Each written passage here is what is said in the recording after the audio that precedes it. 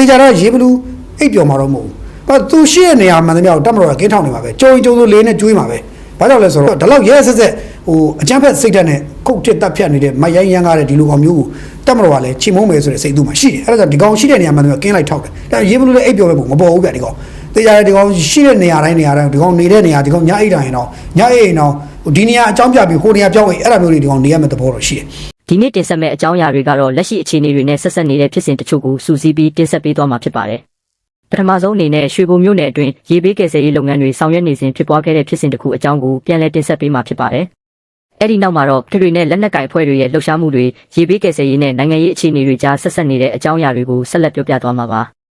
နောက်ဆုံးအပိုင်းမှာတော့တိုက်ပွဲတွေပြည်ပခါတွေနဲ့ငြိမ်းချမ်းရေးအပေါ်ပြည်သူတွေရဲ့မျှော်လင့်ချက်အကြောင်းကိုလည်းထည့်သွင်းတင်ဆက်ပေးသွားမှာဖြစ်ပါတယ်ဖြစ်စဉ်တစ်ခုချင်းစီမှာဘာတွေဖြစ်ခဲ့တယ်လဲဘလို့မြင်တွေနဲ့ပြောဆိုထားတယ်လဲဆိုတာကိုအစအဆုံးဆက်လက်နားဆင်ကြည့်ကြရအောင်ရေဘလူးလည်းကြည့်ရတာဒီကောင်တဖြည်းဖြည်းနဲ့အိပ်ပျော်ပဲပုံမပေါ်ဘူးကြဘာလို့လဲဆိုတော့ဒီမနေ့ကဩဂုတ်လ17ရက်နေ့လယ်ပိုင်းမှာနော်ဒီရေဘလူးရှိတယ်လို့ယူဆရတဲ့ခြေဆိုင်တွေယူဆရတဲ့ရေးမြွနယ်တွေကစကန်တစ်ခုကိုတက်မတော်ကလေနဲ့ဘုံကျဲရေးမြွနယ်မြောက်ပိုင်းမှာနော်လိတ်ပုတ်တို့နတ်ကြီးတို့ချောထာတို့အဲ့ရွာဘက်တွေကိုတက်ကလေနဲ့ဘုံကျဲတယ်ဘုံကျဲပြီးတော့ဒီဘုံကျဲရုံတွေမဟုတ်စစ်တပ်တွေမှာပြစ်တယ်ဆိုပြီးတော့ရေဘလူးဘက်ကနေပြီးတော့သူကထုတ်ပြန်ပြောလာတွေ့ရတယ်ဆိုတော့ဟုတ်လားဆိုတော့တက်ကလေနဲ့ဘုံကျဲတာတို့ဘာလို့ညာရှိခဲ့တယ်လို့ကျွန်တော်ကြားတယ်သို့တော့ရေဘလူးရှိတဲ့စကန်မို့လို့ကျဲတယ်မကျဲဘူးတော့ကျွန်တော်မကြားဘူးဒါပေမဲ့ရေဘလူးကတော့သူရှိတဲ့စကန်လို့ယူဆပြီးကျဲပါတယ်ဆိုပြီးတော့သူကသူ့ရဲ့ Facebook စာမျက်နှာပေါ်ကနေပြောပြီးတော့မကျေနပ်ဘူးကွာဘာကွာညာကွာပဲဒီကောင်လေးမှတ်ထားအောင်လို့ဘာလို့ညာတို့ညိုးတယ်တေးတယ်ပေါ့ဗျာပြောကြတော့ကျွန်တော်ဘာမှမပြောလို့ဒါပေမဲ့တေချာတော့ရေဘလူးအိပ်ပျော်မှာတော့မဟုတ်ဘူးဘာသူရှိတဲ့နေရာမှန်သမျှကိုတက်မတော်ကင်းထောင်နေမှာပဲကြုံဆိုလေးနဲ့ကျွေးမှာပဲဘာကြောင့်လဲဆိုတော့ဒီကောင်တွေကိုချိန်မောရမယ်ဆိုတော့တက်မတော်ကနားလည်ထားတယ်ဒီကောင်တွေလောက်တာရက်ဆက်ဆက်နဲ့ပြည်သူလူထုကိုနှိမ့်ဆက်အနိုင်ချင်းတပ်ဖြတ်ထားတာတွေလောက်ထားတော့တက်မတော်လည်းဒီကောင်တွေကိုရှင်းရမယ်ဆိုတော့တက်မတော်လည်းသိတယ်အစိုးရလည်းသိတဲ့ခါကျတော့တက်မတော်သားတွေလည်းမှတ်ထားတယ်ဒီရေဘလူးရက်ဆက်လောက်ခဲ့တဲ့တပ်ဖြတ်ခဲ့တဲ့ဟာတွေခင်ဗျားတို့မှတ်တမ်းတွေဗီဒီယိုဓာတ်ပုံတွေရှိသေးတယ်နော်တေနဲ့လူတော့ဓာတ်ကိုခေါင်းကိုဓာတ်နဲ့ခုတ်နေတဲ့ဗီဒီယိုဖိုင်တွေခုတွေရှိသေးတယ်နော်မှတ်တမ်းတွေဓာတ်ပုံတွေရှိသေးတယ်ဆိုတော့ဒီလောက်ရက်ဆက်အကြမ်းဖက်စိတ်ဓာတ်နဲ့ခုတ်ထစ်တပ်ဖြတ်နေတဲ့မရိုင်းရမ်းကားတဲ့ဒီလိုကောင်မျိုးကိုတက်မတော်ကလည်းချိန်မုံမယ်ဆိုတဲ့စိတ်သူ့မှာရှိတယ်အဲ့ဒါကြောင့်ဒီကောင်ရှိတဲ့နေရာမှာကင်းလိုက်ထောက်တယ်ဒါရေဘလူးလည်းအိပ်ပျော်ပဲပုံမပေါ်ဘူးဗျဒီကောင်တေချာဒီကောင်ရှိတဲ့နေရာတိုင်းဒီကောင်နေတဲ့နေရာဒီကောင်ညအိတ်တိုင်းတော့ညအိတ်တော့ဒီနေရာအကြောင်းပြပြီးဟိုနေရာပြောင်းရင်အဲ့ဒါမျိုးတွေဒီကောင်နေရမယ့်သဘောတော့ရှိတယ်ဒီကောင်သူရှိတဲ့နေရာပေါ်တယ်မကြီးညာရဲဘူးဘာကြောင့်လဲဆိုတော့သူကြီးညာတဲ့နေရာဘုံကျက်ခံမှာသူသိတယ်အဲ့တော့သူတတ်တိရှိရဆိုတာသူရှိတဲ့နေရာတော့မကြီးညာရဲတဲ့အထိတတ်တိမကြီးညာရဲတဲ့အထိဖြစ်နေတယ်သူတတ်တိရှိရဆိုတာတော့မေးစရာတော့ဖြစ်တာပေါ့နော်ဒီလိုတော့ရှိတယ်အဲ့တော့ဘယ်လိုဖြစ်တမတော်တော့တောက်လျှောက်ရေဘလူးနောက်ကိုလိုက်မှာဒီကောင်တွေတမန်လုံးစေချောက်ဆိုတော့ဒီကောင်ညဘက်ကောင်းအိပ်ပျော်မပုံတော့မပေါ်ဘူးပြီးဒီလိုနဲ့ပဲတဖြည်းဖြည်းနဲ့ကိုနာလူကိုမယုံနေဖြစ်လာမယ်စိုက်ကိုတွေဖောက်လာသူနာကိုရောက်လာတဲ့ဒီနေ့မှာ PDF ဖြစ်နေအလင်းဝင်လာတယ်တို့သူဗာလဲဒီ PDF တွေဝင်လာပါတယ်တို့စစ်သားတွေကအလင်းဝင်တယ်တို့အဲ့ဒါတွေကို तू ကလက်ခံအဲ့ထဲမှာတချို့တွေကသူနာကိုရင်းနှီးအောင်နေသူနဲ့အရက်တူတော့မိအတင်းတခါတည်းတကယ်ကိုသူယုံကြည်အောင်ဖြစ်အောင်နေအနာတီတော့ပြီးတော့မတိတ်ပြီးနောက်ကျောတန်းနဲ့ဒိုင်းကိုပြစ်ထဲတာမျိုးလေမဖြစ်ဘူးလို့ပြောနိုင်ဘူးခဏစောင့်ကြည့်ဘာလို့ဒီကောင်တွေဒီလိုပဲဖြစ်မှာဘာလို့လဲဆိုတော့သူတို့လုပ်ခဲ့တဲ့ဟာသူတို့ကသူများအသက်တွေကိုသူတို့ရဲ့တနတ်တွေနဲ့သူတို့ရဲ့ဒီဘာလို့ဆိုလက်နက်တွေနဲ့သူများအသက်တွေကိုရဲဆက်တပ်ဖြတ်ခဲ့တဲ့လူတွေဖြစ်တဲ့အတွက်တနတ်နဲ့သူများအသက်ကိုတတ်တဲ့လူကသူတို့အသက်လည်းပြန်သေးတတ်တယ်သူများအသက်ကိုအရသာဘာမှမသိညာမသိပြည်သူလူထုပေါ့ဒီလုံးကြံတပ်ဖြတ်တဲ့လူတွေကရဲဆက်ရမ်းကားတဲ့လူတွေကအဲ့တနတ်ကြောင့်ပဲပြန်ဒုက္ခရောက်တတ်တယ်ဒါကြောင့်မလို့သူတို့ကဒီလက်နက်ကြောင့်ပဲသူတို့ပြန်ပြီးတော့ဒုက္ခရောက်မှာသိကြတယ်ဘယ်နဲ့ဘယ်ရဲ့ဘယ်ခါဆိုတော့မသိပေမဲ့သိကြတာတော့သူအိပ်ပျော်မှာမဟုတ်ဘူးအိပ်ပျော်မဟုတ်အဲ့တော့ကောင်းအိပ်ဖို့ကွာအိပ်ပျော်အိပ်ကြပေါ့ဒါပေမဲ့လည်းအိပ်ပျော်အိပ်ကြပေါ့ဒါပေမဲ့လည်းသိကြတယ်တနေ့တစ်ချိန်မှာတော့ငင်းကျင်းရတာယူမလာပဲနဲ့ဆက်တာသွားနေတနေ့တစ်ချိန်မှာရေဘလူးလဲတယောက်ကတတ်လို့သေးပါတယ်ဆိုတော့ဖြစ်လာနိုင်တယ်တယောက်ကတတ်လို့သေးတာတော့မဘုံကျဲနဲ့ထိပြီးသေးသွားတော့ဆိုတော့ဖြစ်လာနိုင်အဲ့တစ်ချက်ဖြစ်နိုင်တယ်တယောက်ဆိုသူ့လူရင်းနဲ့တယောက်ပြစ်တက်လိုက်တယ်ဆိုတာမျိုးတွေနော်ဒါမှမဟုတ်လဲဘုံကျဲနဲ့ထိပြီးသေးတာမျိုးတွေဒါမျိုးတွေတခုခုတော့ဖြစ်နိုင်တယ်ဒါအငင်းကျင်းမယူလက်နဲ့ကိုင်ပြီးအလင်းဝင်အောင်ဆိုရင်ပေါ့အလင်းဝင်လာရင်တော့ကန်ကောင်းရင်ကောင်းမယ်ဒါတော့အလင်းဝင်လာရင်တော့ तू လက်ထက်မှာတနတ်မရှိတဲ့အတွက်သူ့ကိုပြန်လုံးမဲ့ကောင်တွေကရှိအောင်ပါအဲ့တော့သူ့မှာအလင်းဝင်လဲသေမှာပဲသေနိုင်တယ်သူ့လာတတ်မလို့ရှိနေတယ်အလင်းဝင်လဲသူအိတ်မပြောတဲ့ညပေါင်းများတော့ဖြတ်တန်းအောင်မယ်ဒါကတော့သိကြတယ်အဲ့တော့ဘယ်လိုလာမလို့မသိဘူးတော့အဲ့တော့ရေဘလူးကိစ္စလေးလည်းဂျုံလို့ဒီနေ့ထည့်ပြောတာပါအဲ့တော့ရေဘလူးကိစ္စပြောရင်ခြားပါရှိလဲဆိုတော့ဒီ KNL အုပ်စုတွေလည်းကျွန်တော်ပြောစရာရှိလာတယ် KNL အုပ်စုဆိုတာ KNL ကဒီနေ့ဘောကျော်ဟဲကနေပြီးတော့သူတို့ရဲ့ကရင်အာဇာနည်နေ့ပေါ့ကရင်အာဇာနည်နေ့ဆိုပြီးတော့ဘောကျော်ရဲ့အဲ့နေ့မှာဘောကျော်ရဲ့ပြောတဲ့စကားပေါ့နော်သူကဘာပြောလဲဆိုတော့ကရင်အာဇာနည်နေ့မှာအစောပါဦးနဲ့တကွာတဲ့ကရင်အာဇာနည်ရဲ့အသက်သွေးချွေးနဲ့အနစ်နာခံဆောက်ရှောက်လန်းခဲ့တဲ့ကရင်တော်လိုင်းခီးကမပြီးဆုံးသေးဘူးပေါ့တမန်ပိတောင်ကိုလက်ဆင့်ကမ်းပြီးတော့တဲရမယ်ဘာညာပေါ့ဒါကြီးပြောတယ်ပြောရင်းနဲ့တော့ဘာပြောလဲဆိုတော့စောပါဦးကြီးချမှတ်ခဲ့တဲ့လက်သုံးစကားတဲ့အဲ့ဒါဘာဆိုလက်နဲ့ချစကားအလင်းမပြောရကရင်လက်နဲ့ကရင်လက်ထက်မှာရှိရမယ် ကရင်ပြည်အတိမတ်ပြုမှုပြည့်ဝတာရရမယ်ကရင်ကံကြမ္မာကရင်ဖန်တီးရမယ်ဆိုတော့မူလေးချက်တိုင်းဆက်လက်လျှောက်လန်းကြဖို့လိုတယ်ဆိုပြီးသူကဒီဘောကျော်ဟဲကနေပြောတယ်ကိုကကရင်စေဦးစီးချုပ်ဖြစ်လာတော့သူကနော်အဲ့တော့ပြီးတော့ဘာထပ်ပြောလဲဆိုတော့တော်လိုင်းရေးမှာတဲ့မိမိတို့ရဲ့အားနည်းချက်တွေမှားယွင်းချက်တွေအချိန်မီပြင်ဆင်ကြပါပြီးတော့ပြဋ္ဌာန်းချက်စီမီစီကနေစာမူရာပြလိုက်လာကြပါပြီးလို့ရှိရင်ဘာလဲဆိုတော့ဒီကရင်တော်လိုင်းရေးပေါ်မှာ89နှစ်တိုင်လူထုထောက်ခံမှုရရှိသားတွေအတိုင်းနဲ့ခေါင်းဆောင်တွေတပ်ဖွဲ့ဝင်တွေကလည်းလူထုကိုဆန့်ကျင်တဲ့လုပ်ရမှန်သမျှရှောင်ကျင်ကြရမယ်ဆိုပြီးတော့ဒါဘောကျော်ဟဲကပြောတယ်ပေါ့နော်ဆိုတော့ပြောရတော့ဟိုဆက်အာဏာရှင်ချုပ်ငြိမ်းရေးတော့သူတို့ဆက်လောက်ကြမယ်တိုက်ကြခိုက်ကြမယ်ဒါကိုပြောတယ်ပြောရင်းနဲ့သူကလူထုကိုဆန့်ကျင်တဲ့လုပ်ရမှန်သမျှရှောင်ကျင်ကြရမယ်ဆိုတဲ့စကားလုံးသူကတုံးတယ်အဲ့တော့လူထုကိုဆန့်ကျင်တဲ့စကားလုံးလို့တုံးရင်အဲ့ဒီလူတွေမှာကျွန်တော်တော့မပါဘူးခင်ဗျားတို့နားထောင်နေတဲ့သူတွေရောဘယ်လောက်ရာခိုင်နှုန်းပါလဲလူလူဆန်းခြင်းတဲ့အလုပ်တော့ပြောတယ်ကျွန်တော်တို့မကြိုက်တဲ့အလုပ်ကိုပြောရလို့မင်းကျွန်တော်တို့ပါရလို့ထက်တော့ရင်ကျွန်တော်လိုပဲပြည်မမှာနေထိုင်ပြီးအေးချမ်းစွာနေထိုင်တဲ့လူတန်းပေါင်းများစွာရဲ့ဆန္ဒကိုထက်တွက်တယ်ဆိုရင်ကျွန်တော်တို့ရဲ့ဆန္ဒကပါလဲတည်ငြိမ်အေးချမ်းရေးအပြစ်ခတ်တက်ခတ်မှုရစဲပြီးတော့တည်ငြိမ်အေးချမ်းရေးဖွံ့ဖြိုးတိုးတက်ရေးပဲလိုလားတယ်အဲ့ဒါကိုဆန့်ကျင်တဲ့အလုပ်ကိုဘောကျော်ရဲ့အလုပ်မှာလားဘောကျော်ရဲ့စဉ်းစားရှင်းလေးနော်အဲ့တော့ तू ကအဲ့လိုမဟုတ်မင်းတို့မပါဘူးကွာငါတို့ကရင်လူထုပဲဆို okay အဲ့ဆိုကရင်လူထုမှာကရင်ပြည်နယ်ဘာမြို့မှာနေတဲ့ကရင်ပြည်သူလူထုလားကရင်ပြည်နယ်တွေကအေရောက်တိုင်းမှာရှိတဲ့ကရင်လူထုလားအခြားနေရာအသီးအနှံပြောက်ပြန့်နှံ့နေတဲ့ကရင်လူထုအားလုံးပါသလားကရင်မိုင်အကုန်ပါသလားအဲ့ဒါဘောကျော်ရဲ့စစ်တမ်းကောက်အောင် तू ပြောတာလူထုစုပါလူထုမဟုတ်ဘူးကရင်တိုင်းသားလူထုစုကရင်လို့အမိခံထားတဲ့လူထုစုကသာလျင်ဒီအကြမ်းဖက်လက်နက်ကင်တွေလှုပ်ရှားမှုကိုလုပ်ကြတာဖြစ်ပြီးတော့ကရင်တိုင်းသားအားလုံးကလုပ်တာမဟုတ်ဘူးကျွန်တော်ထပ်ပြောရရင် KNU KNL ကို KNU KNL ကကရင်ပြည်သူလူထုအားလုံးကိုကိုးစားမပြုပါဘူးလုံးဝမပြုကျွန်တော်အဲ့ဒါကိုပြောရတယ်မပြုလို့လေ DKBA ဆိုတာပေါ်လာတယ်နော် BGF ဆိုတာရှိလာတယ် KNA ဆိုတာရှိလာတယ် KDLA ဆိုတာရှိလာတယ် KNU KNL PC ဆိုတာရှိလာတယ်သူတို့ကလူကရင်ပြည်သူလူထုအားလုံးကိုကိုးစားတာပြုလို့ဆို KNU ဆိုတခုတည်းသော KNU ပဲရှိရမယ်ဒါပေမဲ့သူတို့9ဘက်6ဘက်ကွဲကုန်နေဆိုကြတဲ့ကရင်ပြည်သူလူထုကို KNU KNL အုပ်စုဟာကိုးစားမပြုဘူးဆိုတဲ့အဓိပ္ပာယ်တက်တယ်အဲ့ဒါဆိုရင်ကရင်ပြည်သူလူထုအားလုံးကကိုးစားမပြုတဲ့ကရင်အုပ်စုကကရင် KNL စဘောကျော်ရဲ့အုပ်စုကသူတို့လူထုရဲ့ဆန္ဒကိုပဲသူပြောနေတာဖြစ်ပြီးတော့တတိုင်းပြည်လုံးမှာရှိတဲ့ကရင်တွေတိုင်းသားအားလုံးရဲ့ဆန္ဒနဲ့မဆိုင်ဘူးဆိုတော့လူထုဆိုတဲ့စကားလုံးသုံးလို့မရတော့လူတစုလိုပဲသူသုံးအောင်မှာဖြစ်တယ်အဲ့တော့ဒါကိုလည်းတေချာပြည်သူလူထုနားလည်တယ်လူတစုလို့ပြောတယ်အဲ့တော့ခမ ्या အပြည်သူလူထုတယောက်ဖြစ်တယ်ကရင်တိုင်းသားတယောက်ဖြစ်တယ်ဆိုရင်ခမ ्या ကလိုချင်တာပါလေစစ်အာဏာရှင်ချုပ်ငြိမ်းအပြတ်တိုက်ရမယ်အသေးချေတိုက်ရမယ်ဆိုတဲ့စိတ်ဓာတ်ကိုဆက်ပြီးတော့မွေးချင်တာလားဒါမှမဟုတ်အဲ့အောင်နေငါတို့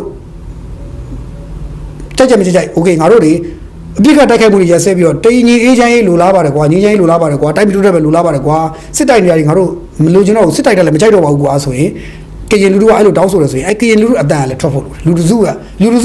့လွှမ်းမိုးမှုကိုမခံမဲလူအများစုကပြန်ပြီးတော့ငါတို့တော့ငင်းချမ်းရေးပဲလိုလားတယ်ဟေ့ဆိုတဲ့အတန်ကိုပြန်ထွက်ရမယ်ဒါကရှင်းလေးပဲအဲ့တော့ဘောကျော်ရဲတို့ကစစ်မက်ကိုလိုလားလားစစ်ဟိုဘယ်လိုလဲစစ်ဝါဒီလားစစ်ဝါဒီသမားစစ်မဲ့လိုလားတဲ့စစ်ဝါဒီသမားတယောက်ဖြစ်တယ်လူမျိုးရဲ့အစိုးရစစ်ဝါဒီသမားတယောက်ဘောကျော်ရဲကဖြစ်နေပြီဆိုရင်တော့ဒါဘောကျော်ရဲရဲ့ကံကြမ္မာပဲသူ့ကိစ္စပဲအဲ့တော့ဘောကျော်ရဲကဘာဖြစ်မလဲမင်းကျွန်တော်သိရသလောက်ဘောကျော်ရ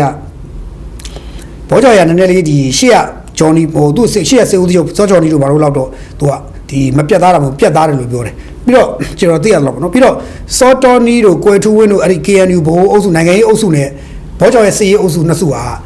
မူဝါဒအရသာဒီထိရုပ်ရိတ်တစ်ခုအောက်မှာသာအတူတူရှိနေကြရင်မဲ့တမိုးအောက်ထဲမှာရှိနေပေမဲ့တယောက်နဲ့တယောက်စကားသိပြောကြတာတယောက်အရန်တဲ့နေရတော့မဟုတ်ဘူးသူတို့ချင်းချင်းလည်းမတည့်ဘူးထိရုပ်အောက်တစ်ခုထဲမှာရှိနေပေမဲ့သူတို့ချင်းချင်းလည်းမတည့်ဘူးဘောကျော်ဟင်းနဲ့ကွယ်ထူးဝင်းတို့တွေကကွယ်ထူးဝင်းခိုင်းနေတဲ့ဘောကျော်ဟင်းလို့သလားမေးကြည့်မလုပ်ဘူးဘောကျော်ဟင်းကိုကွယ်ထူးဝင်းကသူခိုင်းနေတဲ့ခိုင်းလို့ရသလားမေးကြည့်မရဘူးမယုံရင်ခင်ဗျားတို့အဲ့အထက်မှာနေတဲ့လူတွေကောင်းကောင်းသိတယ်ဘောကျော်ဟင်းဘေးမှာနေတဲ့လူတွေသိတယ်ကွယ်ထူးဝင်းဘေးမှာနေတဲ့လူတွေသိတယ်စောတော်နီဆိုရင်ဘောကျော်ရဲကစေးနေတော့ထဲ့မှမထားဘူးစောတော်နီဆိုငဘောကြီးလိုပဲဘောကျော်ရဲမှတ်ထားတာဒီငဘောကြီးရောပြောချင်တာပြောရှောက်အားချောင်းနေတဲ့ကောင်ကြီးဆိုပြီးတော့ဘောကျော်ရဲအဲ့လိုကိုပြောတာအဲ့လိုကိုမြင်ထားတာသူ့အမြင်သူတခါတလေထုတ်ပြောတဲ့ထဲမှာပါတယ်ဘောကျော်ရဲစောတော်နီကိုအထင်ကိုမကြည့်တာကွယ်ထူးရဥက္ကရာမလို့နည်းနည်းလေးသူကဟိုအော်အေးဒါနိုင်ငံရေးအဖွဲ့အစည်းရဲ့ဥက္ကရာဖြစ်တဲ့အတွက် okay ဒါကတော့နည်းနည်း respect ပေးရမယ်ဆိုတာလောက်ပဲရှိပြီးတော့ကွယ်ထူးရခိုင်းနိုင်မလို့ဘူးကွယ်ထူးခိုင်းရင်ဆိုဘောကျော်ရဲဘာလုပ်မလဲ okay တိုက်ပြီးမယ်မင်းတိုက်ဆိုငါတို့တိုက်မယ်မင်းတို့ KNU ဘိုးကဆုံးဖြတ်တယ်လားဆုံးဖြတ်ရင်ငါတို့တိုက်ပြီးမယ်ဒါပေမဲ့ပေးပတ်စံအဲ့လိုတောင်းတာအဲ့တော့ပတ်စံရရင်တိုက်ပြီးမယ်မရရင်တိုက်ပြီးဘူးဒါပဲပြီးတော့ဘာလဲဆိုတော့ဒီ KNU ပြန်ဖွဲ့တဲ့အချိန်မှာ KNU ကိုဒီဟိုပါပေါ့ဒီပါရီဆောမူရူစေဘိုအောက်ကနေပြီးတော့ KNU ပြန်ပြီးတော့မူရူစေဘိုကနားတဲ့အချိန်မှာဥက္ကဋ္ဌပြန်ရွေးကြတာစီးစီပြန်ရွေးတဲ့အချိန်မှာဘောကျော်ရဲ့တပ်မဟာဘက်ကနေလူမပို့ဘူးကိုယ်စားလှယ်မပို့ဘူး အဲ့ဒါဘောကျော်ရဲနဲ့ KNU ရဲ့သဘောထားကိုလည်းမှုကဘာလဲဆိုတော့အဖြစ်ပဲအခုဘောကျော်ရဲစေဦးစီးဖြစ်လာတယ်ဖြစ်လာပြီမဲ့သူကရှင်းရှင်းလေးပဲသူဒီနိုင်ငံရေးထီးအောက်မှာသူရှိတာပဲရှိတာတကယ်တော့ကျတော့ပို့လည်းပြောရင်ဘောကျော်ရဲဟာကွယ်ထူးဝင်းတို့စောတော်ဒီတို့အောက်မှာရှိမနေဘူးဟိုတိတ်ပြီးတော့ဘာဖြစ်ခွဲခြား AC သူ့ style သူတိကျခွဲနေတယ်နောက်တစ်ခုကဘောကျော်ရဲမိန်းမဘောကျော်ရဲလည်းရှင်းပြောရင်တော့သူကသူမိန်းမကိစ္စရှုပ်ချင်းတော့ရှုပ်ပေါင်းနေတဲ့မိန်းမတော့သူလည်းတတိထားပေါင်းရတယ်လေးစားမှုထားရတယ်ဘာကြောင့်လဲဆိုတော့ဘောကျော်ရဲ့မိန်းမက CIA ရဖြစ်နေ CIA ရမွေးထားတာဖြစ်နေတယ်ဘောကျော်ရဲ့မိန်းမ CIA ရမွေးထားတာအဲ့တော့ CIA ကနေပြီးတော့ဘောကျော်ရဲ့မိန်းမကိုမွေးထားပြီးတော့ CIA ရဘောကျော်ရဲ့မိန်းမကနေတစ်ဆင့်ဘောကျော်ရဲ့ကိုကြိုက်နေတာကြိုက်ထားတာဖြစ်တယ်ကြိုက်တာဖြစ်တဲ့အတွက်ရှင်းရှင်းပြောရင် CIA ကနေပြီးတော့မင်းဘောကျော်ရဲ့မိန်းမကိုဟဲ့နေ့ကောင်ပြောလိုက်နေ့ကောင်ပြောလိုက်ဟိုလိုကိုယ်လိုက်ဟိုလိုလိုက်ဒီလိုလိုက်ခိုင်းဘောကျော်ရဲ့လိုက်လို့မသူမိမကနေပြီးတော့ခိုင်းရင်လုပ်ပါသူမိမခိုင်းရင်ဘာလို့လုပ်လာလဲ CIA ရဲ့သူမိမကိုခိုင်းလို့ तू ကလုပ်တာမလုပ်ရင်ဘောကျော်ရဲ့အသက်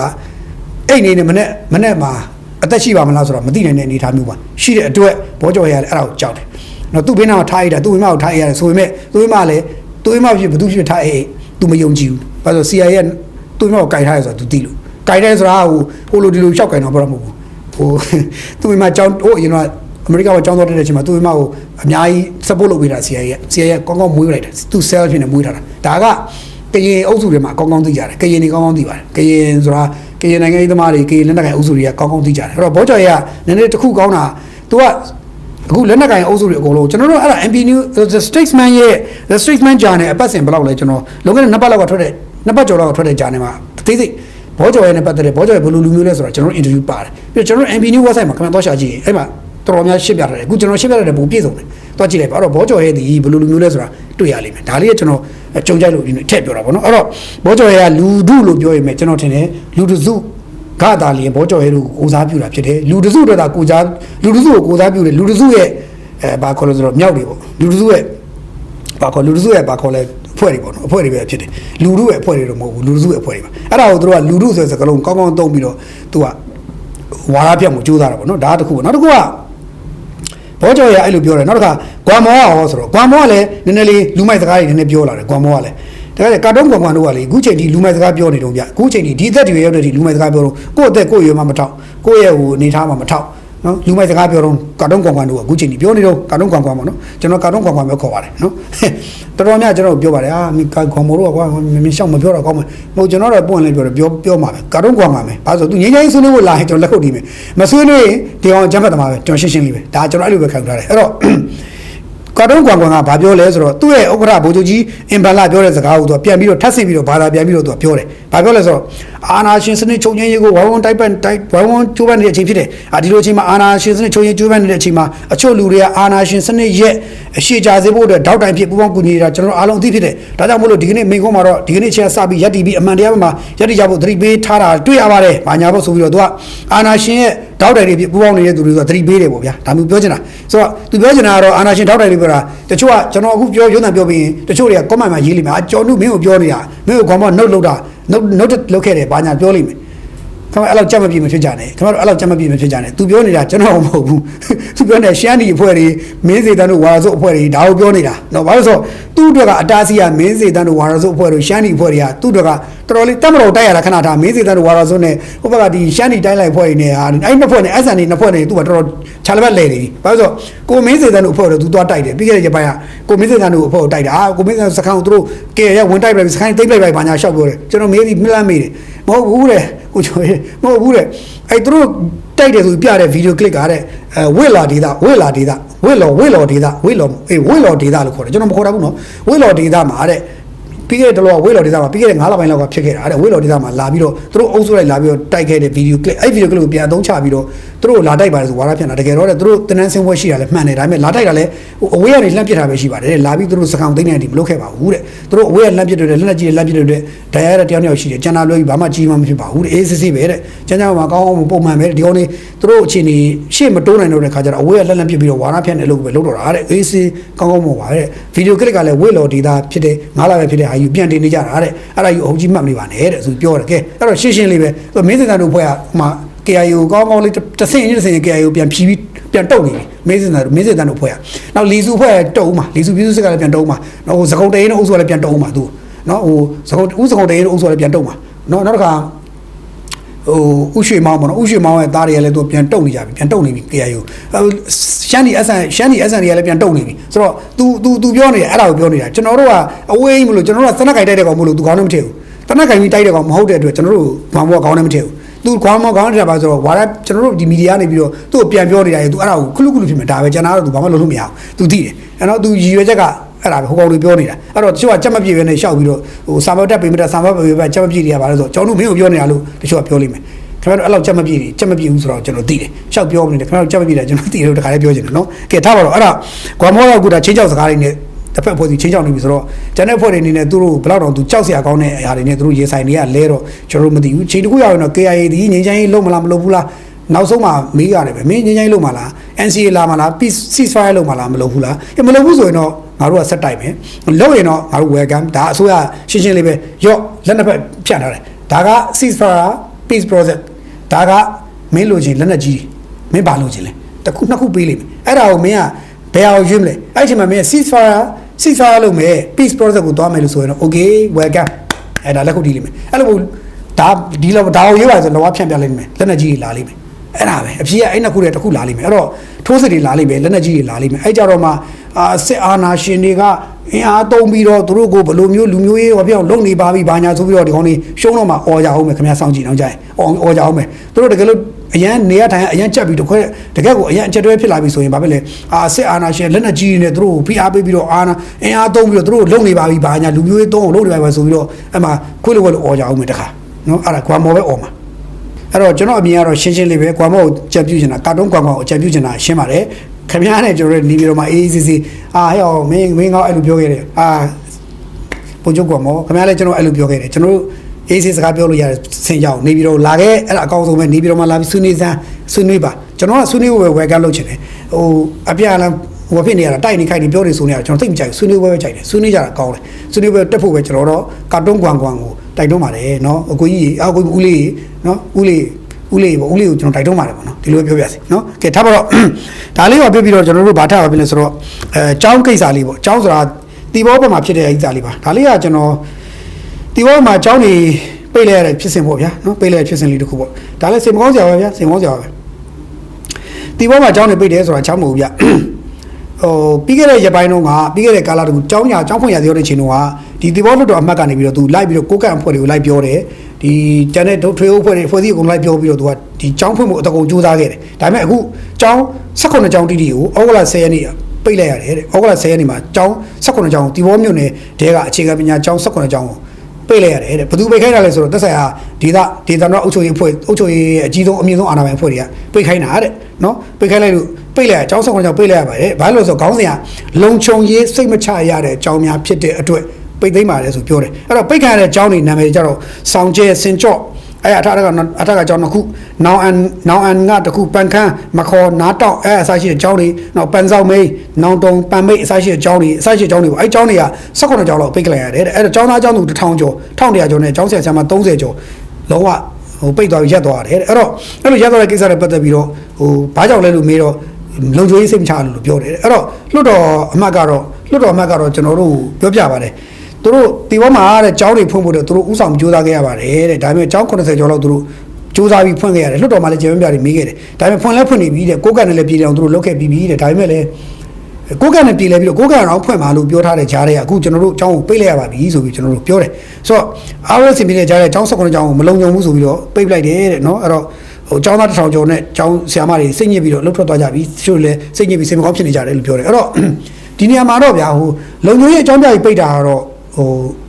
့သက်ဆိုင်ရာတာဝန်ရှိတဲ့အာဏာပိုင်ထိပ်ဆုံးအမြင့်ဆုံးခေါင်းဆောင်ပါပေါ့ဒေသအာဏာပိုင်အမြင့်ဆုံးခေါင်းဆောင်ကသူ့ရဲ့လုပ်ပိုင်ခွင့်ထဲမှာရှိတော့လုပ်လို့ရပါတယ်ဒါပေမဲ့လည်းပြန်တွေးကြည့်ပေါ့နော်ကျွန်တော်တို့လွတ်လပ်ရေးကာလတွေလွတ်လပ်ရေးမတိုင်မီကာလတွေနောက်တစ်ခါဒီဘာကဝတဘုံတောင်းကြတဲ့ကာလတွေအဲ့ဒီကာလတွေမှာတောင်းလုံခြုံရေးအားမကောင်းတဲ့ဂျားတွေကနေစာတင်ကျောင်းတွေကိုခေါင်းလောင်းတန်ညံအောင်လို့တပုံတွေကရောအစိုးရကရောနှစ်ဖက်စလုံးပူးပေါင်းပြီးတော့ခေါင်းလောင်းတန်ညံအောင်လုပ်ခဲ့ကြတယ်ကျောင်းတွေပေါ်မှာလက်နက်ကြီးစံတစ်ခိတ်မှမကြောက်ကျောင်းသားမှာပြစ်ခတ်တိုက်ခတ်တာမဖြစ်အောင်သူကတိုက်ကျောင်းနဲ့ဝေးတဲ့နေရာတွေမှာတိုက်ပွဲပေါ်ကြတယ်မြို့နဲ့ဝေးတယ်မှာတိုက်ပွဲပေါ်ကြပြီးတော့ယောက်ျားရှစ်တိုက်ကြတယ်ပေါ့ဗျာတကယ်ပြောရရင်တော့အဲ့လိုလုပ်ခဲ့ကြတယ်အဲ့တော့ကျောင်းတွေအဲ့လိုဖွင့်ပြီးတော့ပညာရေးကိုတပုံကရောအစိုးရကိုအားပေးခဲ့ကြတယ်ဟိုအရင်တော့အခုကတပုံကလည်းပညာရေးကိုနှောက်ယှက်ခြင်းနဲ့အစိုးရကလည်းလုံခြုံရေးအကြောင်းပြပြီးတော့လုံခြုံရေးကြောင့်မဖြစ်နေပိတ်ရတယ်ဆိုတော့ပညာရေးက နိုင်ပါတော့ဗျာဘယ်ကောင်းမလဲပေါ့အဲ့တော့နှစ်ဖက်ညှိနှိုင်းပြီးတော့ဖြည့်ရှင်းစရာနီးလန်းလေးတွေရှာလို့မရဘူးလားပေါ့ဖြစ်နိုင်ရင်တော့ကြောင်းနဲ့ပတ်သက်ရင်တော့မပိတ်ဖက်နေလို့ရရင်မပိတ်ဖက်နေစေချင်တယ်မတတ်တာလို့ပိတ်ရတယ်ဆိုရင်တော့ဟိုအချိန်ချင်းကတခုရဲ့အကြောင်းတွေကိုပေါင်းပေးတာမျိုးတွေလုပ်ရင်မကောင်းဘူးလားပေါ့ပုံစံလေးတစ်ခုတော့စဉ်းစားစေချင်ပါတယ်မဟုတ်ရင်ပညာရေးနှိမ်ပါသွားရင်မကောင်းပါဘူးပညာရေးနှိမ်သွားရင်ဘာဖြစ်လဲဆိုတော့လူမိုက်လူရဲငါတွေပူထွန်းကားပါတယ်ပညာရေးနှိမ်ပါရင်လူမိုက်လူရဲငါတွေထွန်းကားတယ်အဲ့တော့ပညာတတ်တွေမိုက်တာနောက်တစ်လိုက်ပညာတတ်တွေမိုက်တာနောက်တစ်လိုက်ပညာရေးနှိမ်ပါရင်တော့လူမိုက်လူရဲငါတွေထွန်းကားလေးရှိတယ်အဲ့ဒါလေးကအစိုးရအနေနဲ့နည်းနည်းလေးဟိုသတိလေးနဲ့ထားပြီးတော့လုပ်ပေးစေချင်တယ်လို့ကျွန်တော်တိုက်တွန်းချင်ပါတယ်เนาะဒါလေးတစ်ခုပါနောက်တစ်ခုက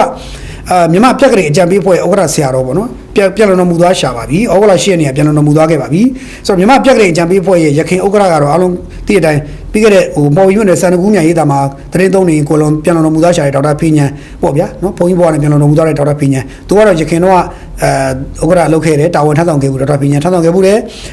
အခုတော့အဲ့ဒီနေရာကိုထမ်းဆောင်တဲ့ပြက်ကလေးအကြံပေးဖွဲ့ဥက္ကဋ္ဌဆရာတော်ဗဒ္ဒနာပညိနာပေါ့နော်ပညိနာပေါ့နော်အဲ့တော့ तू ကရှေ့ရနေရ96ပါးယောဂနဲ့ပြန်လုံတော်မူသွားပါတယ်အသက်ကပြန်လုံမှုအချိန်မှာတက်တော့89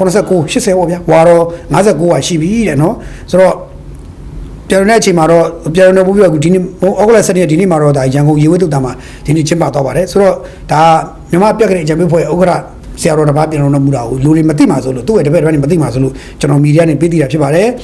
တချို့တွေမသိလိုက်ကြသေးပါဘူးတချို့တွေတော့ဒါဒီနေ့သူ့ရဲ့ဒီဆရာတော်ရဲ့ဒီဇာပနာကိုတော့အားလုံးသွားကြပါတယ်ပေါ့နော်ဒီဇာပနာကိုတော့ဆိုတော့တချို့တွေသွားကြပါတယ်တချို့တွေတော့ပြကြလို့သိရတယ်ဒါလေးလဲကျွန်တော်ဒီနေ့အပိတ်သတင်းလေးလိုမျိုးသဘောထားပြီးတော့ကျွန်တော်ဒီနေ့ပြပြတာပါအဲ့တော့ကျွန်တော်ဒီဆက်မှုတော့ဒီနေရာမှာဒီလောက်နဲ့ပဲအဆုံးသတ်ပါမယ်အားလုံးပဲကိုကြီးစားသိရှိပါတိုင်းပြည်ကိုစေနာမှထားပါသစ္စာရှိပါကိုယ်နိုင်ငံသားချင်းချင်းအပြန်အလှန်တပ်ဖြတ်နေကြတာကိုလက်ခုပ်လောပါတီဗီပြောနေတဲ့လူမိုက်လူရန်ကလူသက်အချမ်းပဲအားပေးသမားခမားဖြစ်နေသလားဆိုတော့ပြန်လည်မျိုးတော့ဘာလို့ပြောရင်းနဲ့ဒီနေ့လည်းကျွန်တော်တို့တရက်နီးလာခဲ့ပြန်ပြီပေါ့ဗျာဒီနေ့တင်ဆက်ခဲ့တဲ့အကြောင်းအရာတွေမှာတော့ရွှေဘိုရေဘေးကယ်ဆယ်ရေးဖြစ်စဉ်ကနေစပြီးဖိနဲ့လက်နက်ကင်ဖွဲ့တွေရဲ့အခြေအနေရေဘေးကယ်ဆယ်ရေးနဲ့နိုင်ငံရေးအခြေအနေတွေထိဆက်ဆက်ပြီးတင်ဆက်ပေးခဲ့ပါတယ်အထူးသဖြင့်လက်နက်ကင်ပဋိပက္ခတွေဆက်လက်ဖြစ်ပွားနေတဲ့အချိန်မှာရေဘေးလိုတဘာဝဘေးအန္တရာယ်တွေကြုံတွေ့ရတဲ့ပြည်သူတွေအတွက်ကယ်ဆယ်ရေးနဲ့လူသားချင်းစာနာမှုဆိုင်ရာအကူအညီတွေကလည်းအရေးကြီးတဲ့အခန်းကဏ္ဍတစ်ခုဖြစ်ပါတယ်။တစ်ဖက်မှာလည်းတိုက်ပွဲတွေနိုင်ငံရေးပဋိပက္ခတွေနဲ့ပတ်သက်ပြီးအမြင်မျိုးရှိနေကြပေမဲ့ပြည်သူတွေအနေနဲ့တော့တည်ငြိမ်အေးချမ်းပြီးတိုက်ပွဲတွေရပ်တန့်သွားမဲ့အခြေအနေကိုလိုလားနေကြတဲ့ဆိုတဲ့အမြင်ကိုလည်းဒီတင်ဆက်မှုမှာထည့်သွင်းပြောဆိုထားပါတယ်။ဒီနေ့တင်ဆက်ခဲ့တဲ့အကြောင်းအရာတွေကိုနားဆင်ပေးကြတဲ့အတွက်ကျေးဇူးတင်ပါတယ်။နောက်ထပ်စိတ်ဝင်စားဖွယ်သတင်းအကြောင်းအရာတွေနဲ့ပြန်လည်တွေ့ဆုံပါမယ်အားလုံးပဲဘေးအန္တရာယ်ကင်းရှင်းပြီးငြိမ်းချမ်းကြပါစေ။